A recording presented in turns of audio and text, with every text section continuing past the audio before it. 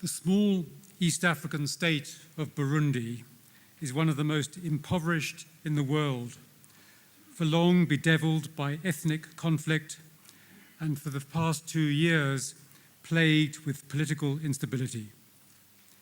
It is in this ill-fated country that Marguerite Barankitse has for over 20 years, in the face of monstrous adversity, undertaken remarkable, extraordinarily courageous humanitarian work, most notably caring for and nurturing thousands of children orphaned by ethnic bloodshed, civil war, and AIDS.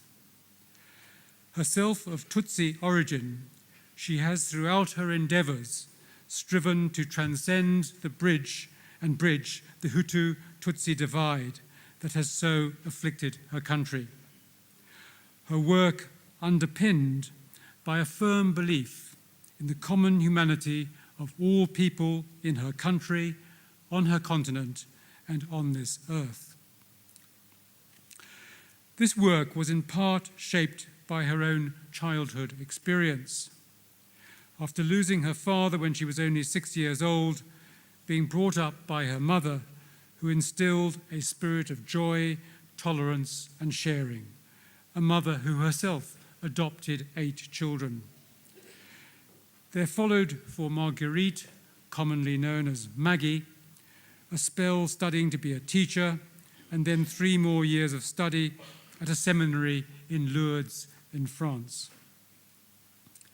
Back in Burundi, there was a stint of teaching French at a secondary school, during which time she took into her care a young orphan, Chloe, who was Hutu and Protestant, Maggie herself being Tutsi and Catholic.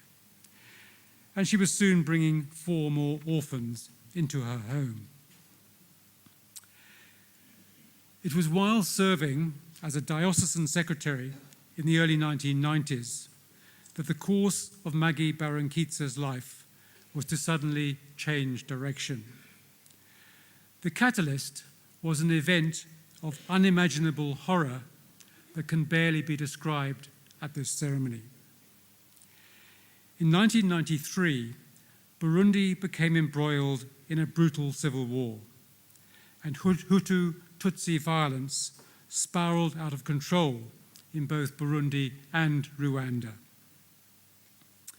In October, following a Hutu massacre of Tutsi, a number of Tutsi came to her neighborhood determined to wreak vengeance on a number of Hutu who had taken refuge in diocesan buildings.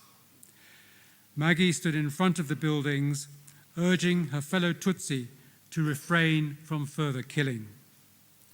Her action enraged the avengers, who stripped her, tied her up, and forced her to witness the massacre of over 70 Hutu. As a fellow Tutsi, she was spared. Some hours later, a number of Hutu children, offspring of those killed, emerged from hiding.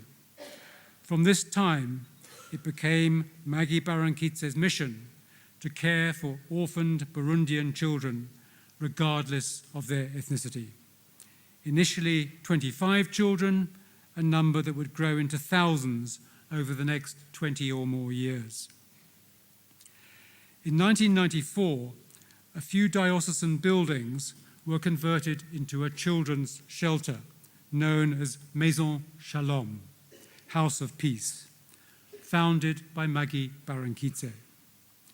It first grew into a compound with houses, some farmland, and a small school, and later expanded, establishing its own banks, offering microcredit, more schools, a clinic, a hospital, and agricultural cooperatives. The whole enterprise largely funded by donations. It came to have over 300 employees, most of whom had, as children, once been in the care of Maison Shalom. Maison Shalom, which has, over the past 20 or more years, cared for about 30,000 children, with other centres opening in different areas of Burundi. One of Maison Shalom's policies has always been to trace surviving members of children's extended families and to return them to their community of origin. Burundi's president, Nkurunziza, once described Maggie Barankitse as the nation's mother and showered her with civic titles. But Nkurunziza's decision in 2015 to stand for a third term as president in violation of the Constitution provoked opposition and protest, leading to a government crackdown. After herself denouncing the president, Maggie became a target for the regime, forcing her to flee the country. In her absence, the government froze Maison Shalom's accounts and closed down its activities. Now exiled in neighboring Rwanda, living in a rented house with other refugees, protected by an armed guard. She continues to engage in humanitarian work, helping to fund education for Burundians driven from their country and to provide microcredit for refugee women, tens of thousands having fled into neighboring countries. In all this work, Maggie Barankitse has been inspired by her Catholic faith, but has never been bound by Catholic dogma. There is, too, her absolute insistence on transcending ethnic divisions in Burundi. I dreamed of creating a new generation, she says, to raise Hutu and Tutsi together, to show that it's possible to live together. Most of all, she is driven by fundamental human values. When you have compassion, dignity, and love, she says, then nothing can scare you, nothing can stop you. No one can stop love. Not armies, not hate, not persecution, not famine, nothing. Hear more of her words. Our mission is to put a little candle among the darkness. It's always the light that chases the shadows, not the shadows that chase the light. Her theme song is John Lennon's Imagine. She imagines Burundi with well-cared-for children, with decent, honest politicians, and with social harmony, so that a just, peaceful, and fair nation can be built. For her remarkable work, Maggie Barankitse has won numerous awards.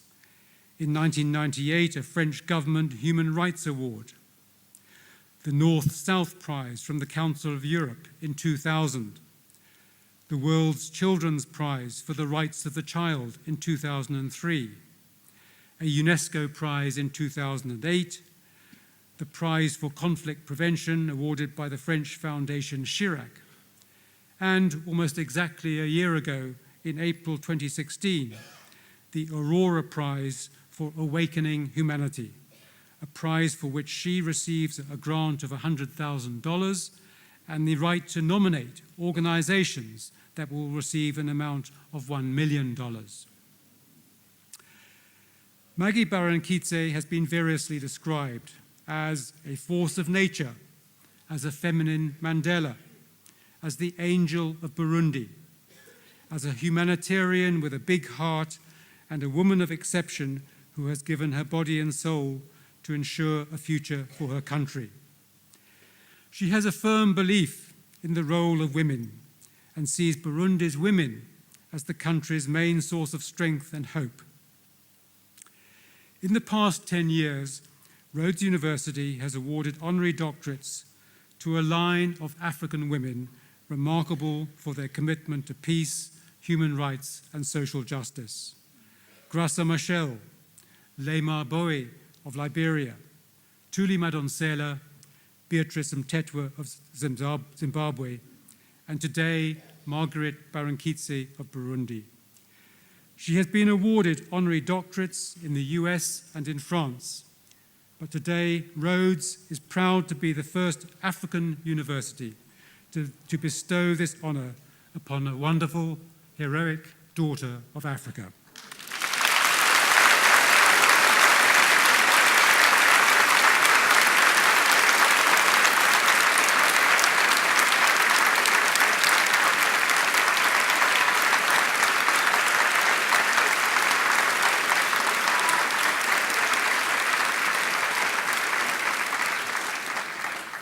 Mr. Chancellor, I have the honour to request you to confer on Marguerite Barankitse the degree of Doctor of Laws, honoris causa.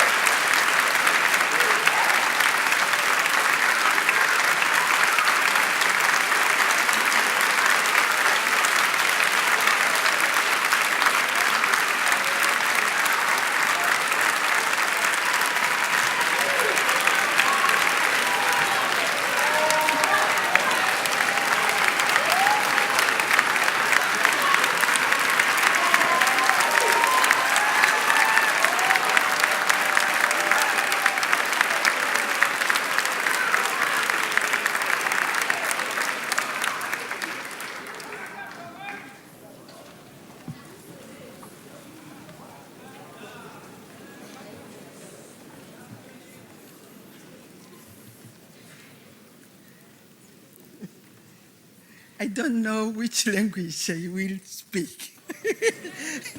Do you want that I speak in French?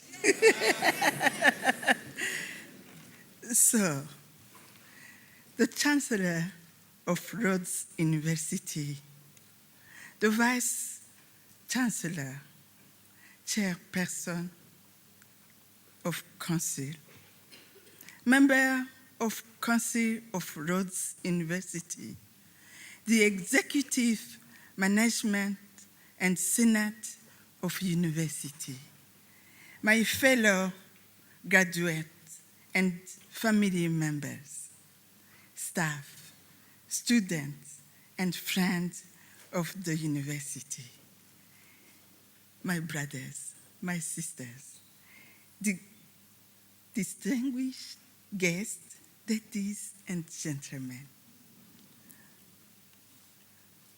I want to tell you first, allow me to express my deep gratitude for two reasons. First, because of the President Nelson Mandela.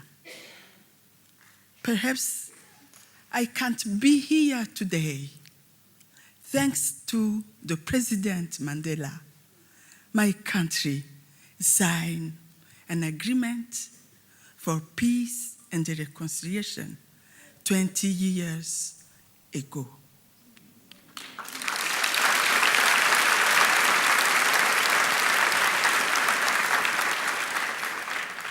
The second reason it's the first time that Africa recognized me.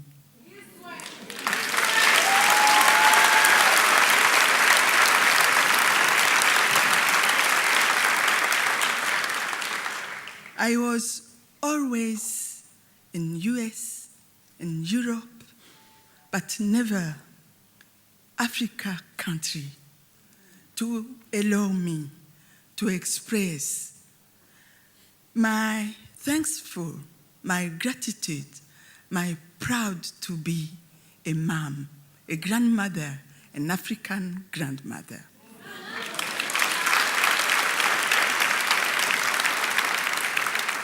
Please, I was crying when you phoned to me. And then I don't believe. I said, perhaps it's a lie. And then I went because I don't know about Rhodes University. And then when I looked to the name, Dr. Sizwe Mabizela, I said, wow. I am just a grandmother.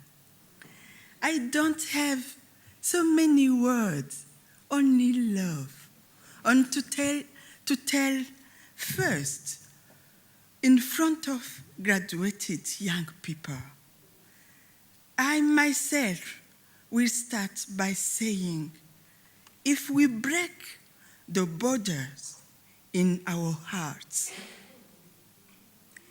and it's then that we will find the key to open other borders. Because I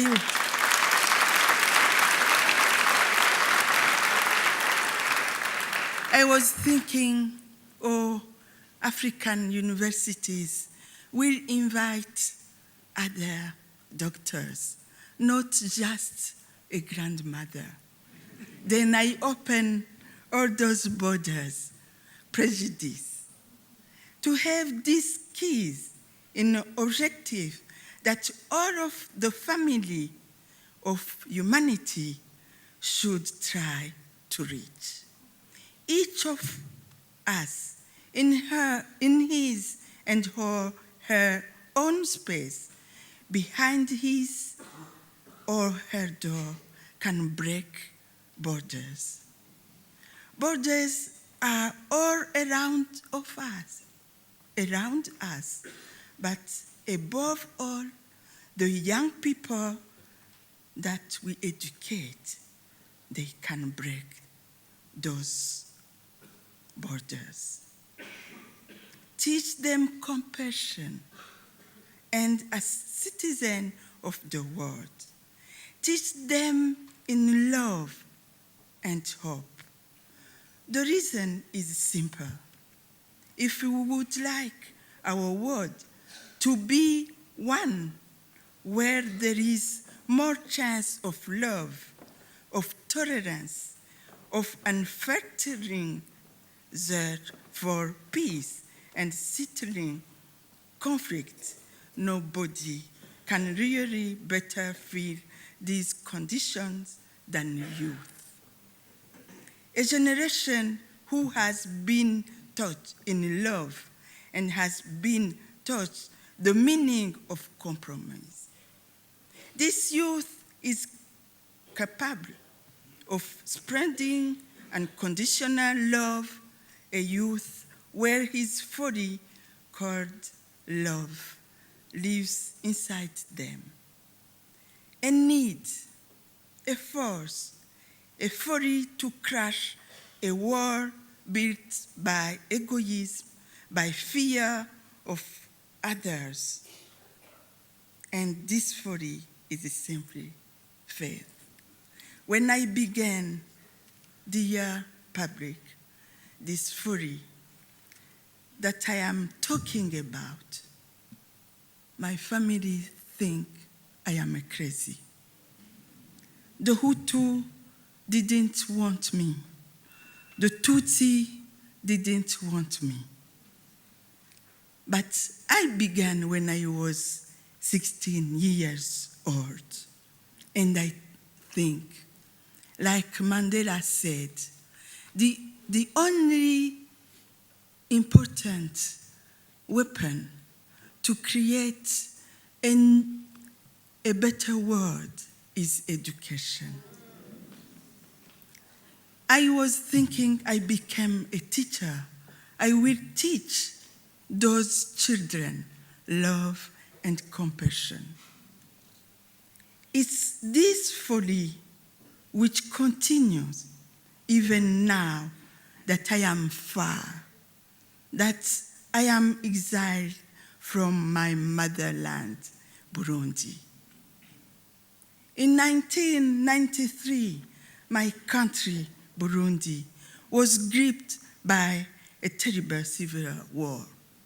But I continue to believe that Hutu and Tutsi are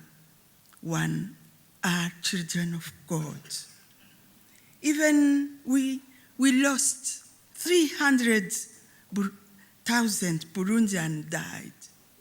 60 members of my family were killed by Hutu. But I said, it's not Hutu who killed my family. No, it was the system, political system.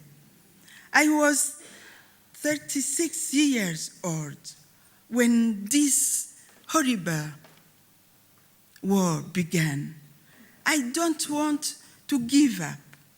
Then, when they killed, they tagged me, and I was obliged to watch these horrible atrocities. I then I said, they tied me, they killed 72 persons, my friends. But the day before, I lost 60% of my family. Then I decided to denounce. I decided to create a new generation. Maison Shalom, the house of peace. And this reason for the name Maison Shalom, I continue to believe. And 25 years after, all my children succeed. No hate. They forgive even the killers of their families. They forgive. They turn the page. Please, I want to tell you this evening, it's possible to crush these borders of hate built by men. Give to those young people, give them the key to love and compassion. I continue my mission of unconditional love, education of young people, so they can live in dignity and in the spirit of freedom. This freedom which offers them the key to break borders. In spite of the exile, I want this young to continue to know that life is to be celebrated and that God has not abandoned us. I will continue to help a new generation that will carry the light of forgiveness when we will come back from exile. I also call on all the young people who are listening to me to put before everything else and without fear their mission to break borders. Change in our world will come from the heart until the world becomes a paradise, your paradise. I will conclude by asking for you, asking, we are one human family. We are children of God. Yes, Burundi people are suffering. The young people are raped, castrated. Those who have fled, those who have died in civil war, a crisis like the one in Burundi, to open the heart. Please stand up and say no, because your brothers, your sisters, your children are dying. Let me, please, for a silence, you stand up for all those people who died.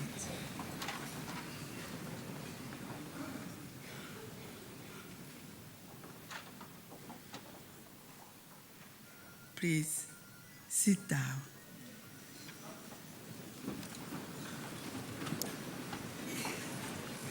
I want to tell you this evening that I will never give up. I believe that love will win, however.